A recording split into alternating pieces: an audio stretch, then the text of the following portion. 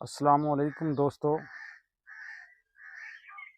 हालिया दिनों में आपने सोशल मीडिया के ऊपर, प्रिंट मीडिया और इलेक्ट्रॉनिक मीडिया सब के ऊपर ये देखा होगा कि हमारे पड़ोस के अंदर जो जनरेशन ज़ी है उनकी तरफ से एक कामयाब प्रोटेस्ट हुआ है। और इस प्रोटेस्ट की असल कहानी कहाँ से शुरू होती है या इसकी असल हकीकत क्या है, वो मैं आपके सामने पेश करने की कोशिश करूँगा। देखें कि 15 मई 2026 को जो इंडिया के चीफ जस्टिस हैं सूर्यकांत, उन्होंने एक मुकदमे की समाअत करते हुए ज़ुबानी तौर पर जो बेरोज़गार नौजवान हैं उनको काकरोच या पैरासाइट कहा।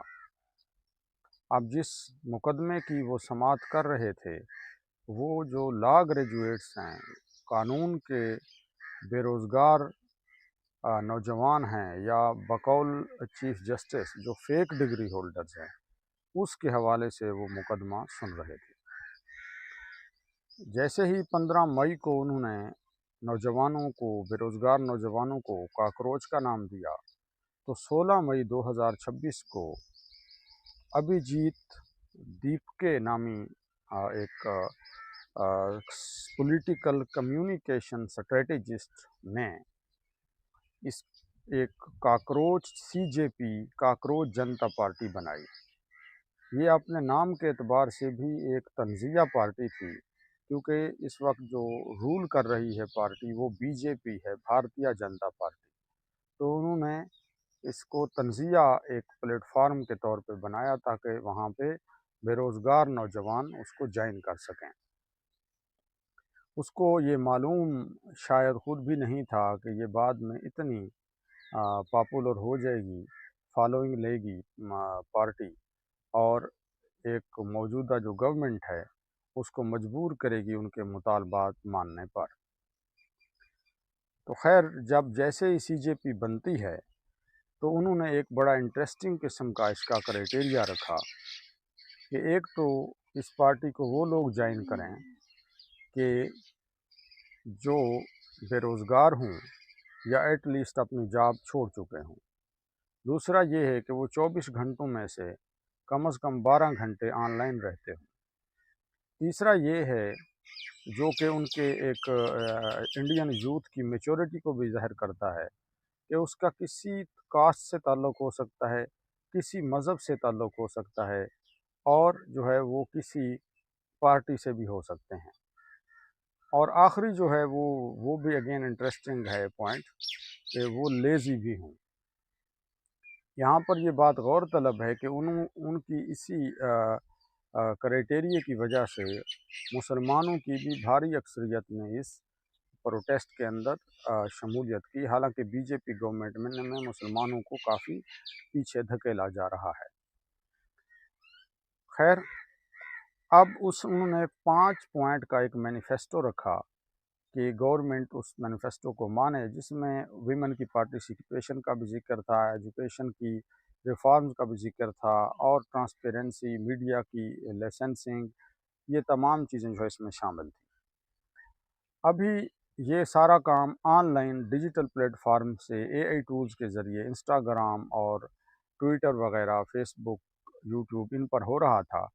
तो नीट का एग्ज़ाम होता है। नीट का एग्ज़ाम इंडिया के अंदर किसी भी मेडिकल कॉलेज में दाखिला लेने के लिए ज़रूरी होता है।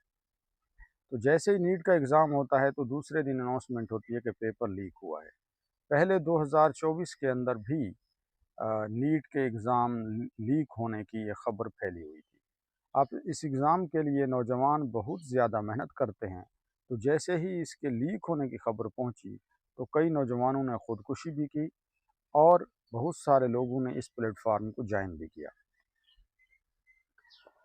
अब 9 जुलाई को जो है वो अनाउंसमेंट होती है कि इसी प्लेटफार्म से कि हम एहतजाज करेंगे, और 20 जुलाई को बाकायदा तौर पर दिल्ली की तरफ जो है वो प्रोटेस्ट शुरू होता है।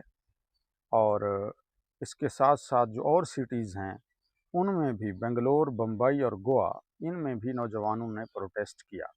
सीजेपी के अंडर। अब यहाँ पे दिलचस्प बात ये है कि उन्होंने जो वज़ीर तालीम है उसको जो है वो रेजिग्नेशन उस पर इसरार किया और उसका नाम था धर्मेंद्र प्रधान, जिन्होंने बिल आखिर 25 जुलाई 2026 को उनको रिज़ाइन करना पड़ा। और इसी के साथ साथ इनको ज्वाइन करते हैं सोनम वांगचुक 28 जून से, और वो भूख हड़ताल करते हैं।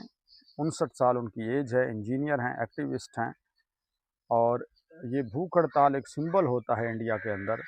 ये महात्मा गांधी जो हैं उनके वहाँ से शुरू हुआ है, रामचंद्र गांधी से। तो ये एक तरह की अदम तशद्दुद के ज़रिए, तशद्दुद किए बग़ैर लोगों को जगाना और उनके जज्बात को जो है उभारना होता है, ताकि वो किसी काज के लिए उठ खड़े। और जिस जगह पर ये दिल्ली के अंदर हुआ है प्रोटेस्ट, उस जगह का नाम है जंतर मंतर। अब सुनने में ये अजीब लग रहा होगा, लेकिन इसकी तकरीबन 300 साल पुरानी ये जगह है, और इसको 1724 के अंदर महाराजा सवाई जय सिंह ने फल्कियाती हिसाब के आलात के तौर पर वो इस्तेमाल करते थे, जब घड़ियाँ और ये टेलीस्कोप वगैरह नहीं बनाई गई थी। अब लास्ट पे हम ये देखते हैं कि इसकी असल वजह क्या है कि